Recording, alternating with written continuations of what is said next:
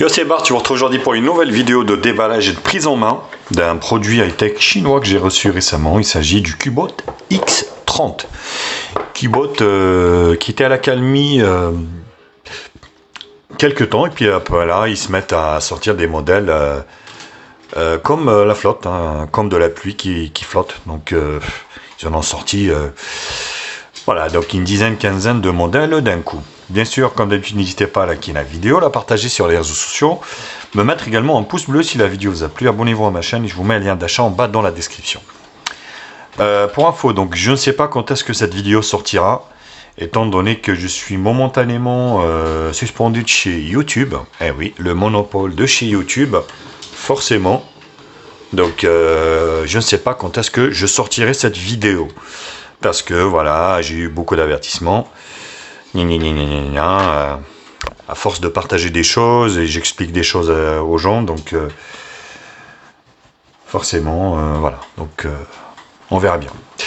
Donc le téléphone, comment il se présente? Donc le packaging, on commence à s'habituer à ce packaging de chez on va dire Cubot.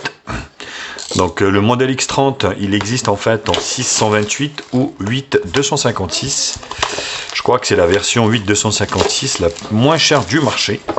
Et oui, si vous voulez beaucoup de RAM de ROM, c'est le modèle qu'il vous faut. Donc on peut lire en fait qu'il a un écran Full HD+ de 6.4 pouces. Hole punch screen, ouais, bon. Android 10. Le Helio P60, donc le Helio P60, ça devient un peu comme le Helio P23 à l'époque.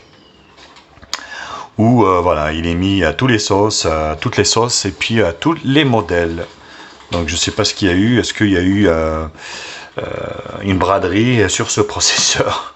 Mais voilà, donc le Helio P60 qui il y a quelques années était un processeur milieu de gamme et aujourd'hui devenu un processeur entrée de gamme. Donc caméra arrière de 48 d'origine Samsung, le selfie 32 millions de pixels, une batterie de 4200 mAh et l'USB-C comme câble. Donc voilà. Donc la couleur verte et c'est le modèle 8256. Donc que je voulais partager avec vous. Tac. Donc on retrouve à peu près les mêmes, on va dire, caractéristiques qui est sur la boîte. Sur l'écran de protection. Donc thank you, c'est un peu à la Midigi, pareil, merci d'avoir acheté ce produit de chez Cubot. Cubot vont à l'international et ça se voit. Voilà, vous voyez, un guide assez épais et voilà la conformité du produit avec les normes européennes.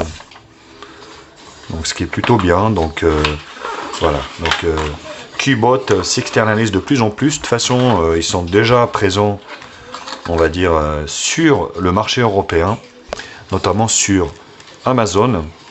Donc le pin pour l'extraction de la carte SIM, un câble USB-C et un chargeur européen directement. Donc 5 volts 2 ampères, 10 watts, normalement qui doit être compatible un petit peu, on va dire un petit peu, charge rapide.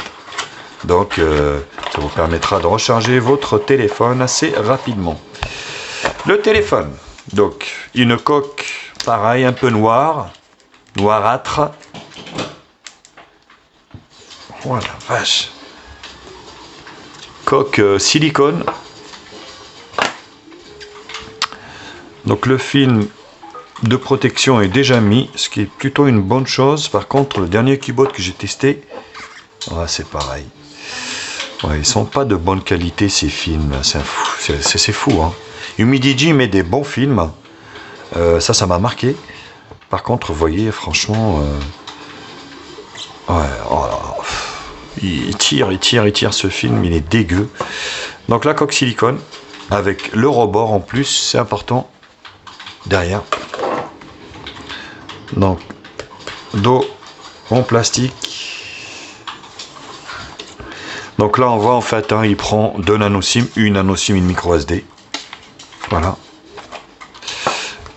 Voilà, le dos est beau. Cubot.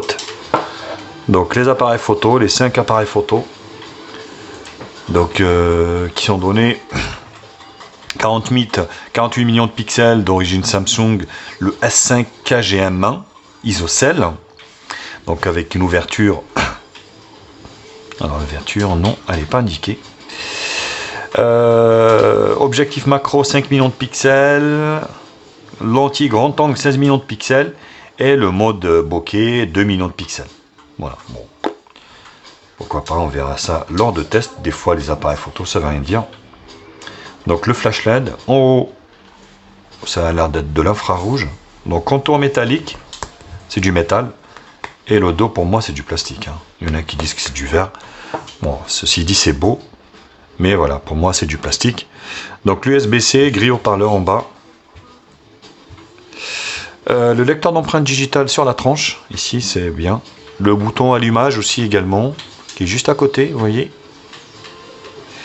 Donc là, le volume plus ou moins, et le rack, on va l'ouvrir même s'ils indiquent voilà, 2 nano SIM ou une nano SIM, une micro SD. Je vais quand même vous l'ouvrir, voilà, pour vérifier ensemble. Bon, plutôt une bonne prise en main, hein, donc après voilà, les téléphones se ressemblent tous. Donc c'est bien, les bordures ne sont pas très épaisses honnêtement. La coque, on va essayer de mettre la coque, voir ce que ça donne. Voilà, lui va à merveille. L'appareil photo ne dépasse pas, et ça c'est important. Vous voyez, il est protégé par le rebord de la coque. Donc les bordures sont pas très épaisses, hein, c'est bien. Le film est dégueu, il accroche grave. Donc il accroche énormément, mais voilà, le téléphone est assez agréable aux mains. Both commence quand même à nous faire ignorer. Donc le réseau Wi-Fi.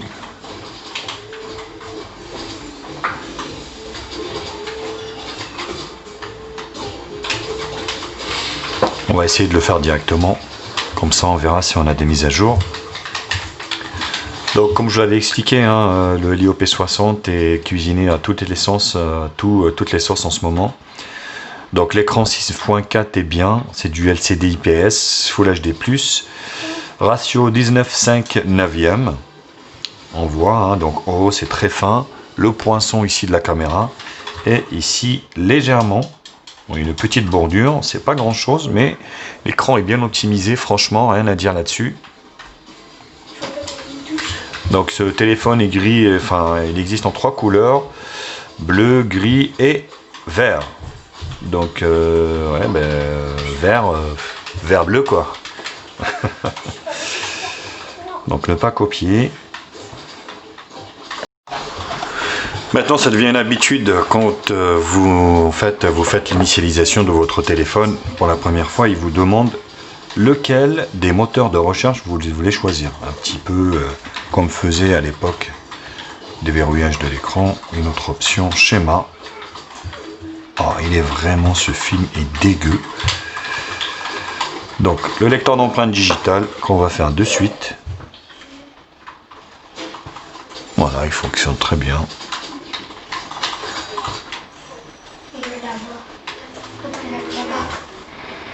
Rien à dire. La coque gêne un peu au niveau du lecteur, mais c'est pas trop méchant étant donné qu'il scanne, il arrive à scanner quand même.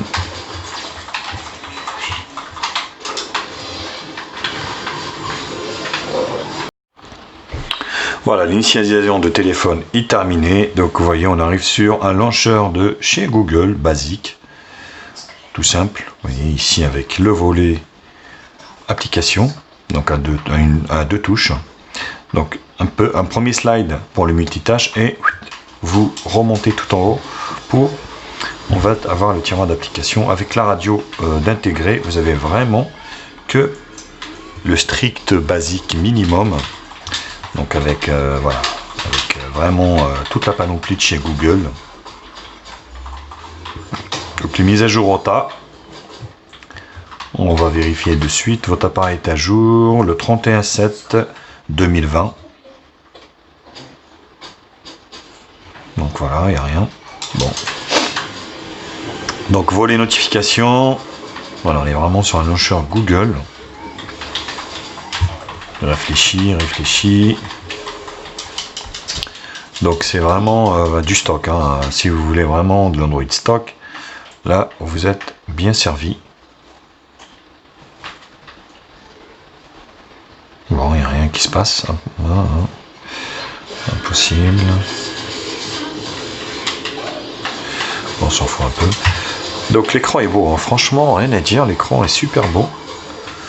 Donc au niveau des menus ici, voilà, vous avez le NFC, le Bluetooth, batterie, recharge, affichage ici, oh la vache. Thème foncé, vous voyez directement, vous pouvez mettre le thème foncé. Au niveau de luminosité, adaptation de la luminosité automatique. Voilà, paramètres avancés. Soulever pour activer, ça c'est bien. Au lieu d'avoir le double tap, vous soulevez et l'écran s'allume, ce qui est plutôt bon. 246 Go, il reste des... voilà. Donc ce qui est plutôt bien, ce qui est plutôt assez correct, des 256. Ce qui fait que vous perdez 10 Go au niveau du système. Ce qui est plutôt bien. Donc 4%, c'est pas grand chose. Bien-être Google, à propos du téléphone. Le Cubot X30. Voilà. Et hop, on devient développeur. Donc les mises à jour, vous retrouvez ici les mises à jour au tas. Donc le lecteur d'empreintes digitales. Voilà, il fonctionne très bien. Bon après, c'est pas du Xiaomi ou du Huawei, hein, forcément, mais donc il n'y a pas de loupé, ce qui est bien. Donc là pareil, on va voir s'il est certifié Google. Paramètres. L'appareil est certifié, donc ce qui est plutôt une bonne chose, donc c'est pas quelque chose de bidouillé. Donc comme je vous l'avais expliqué, Cubot travaille pour l'international, donc ce qui est plutôt une bonne chose. L'appareil photo donc de ce Cubot, hein, rappelons-le, donc je pense que c'est la version 8 256 la moins chère du marché. On est à peu près à moins de 150 €, donc ce qui est plutôt un bon point. L'intelligence artificielle, donc ça se met automatiquement. 16 neuvième, 4 tiers, 16 neuvième. HDR, donc auto, oui, mais quand vous remettez en fait l'intelligence artificielle, ça se remet tout en automatique. Donc ce qui est plutôt bien. La vidéo, donc on va pouvoir faire de la vidéo normalement en Full HD. Voilà. 400 Full HD. Paramètres. Éclairage fort, capture. Enregistrer les photos. Qualité élevée. Donc ce qui est bien, c'est plutôt bien. Donc on va essayer d'en prendre une photo ici de ce Cubot.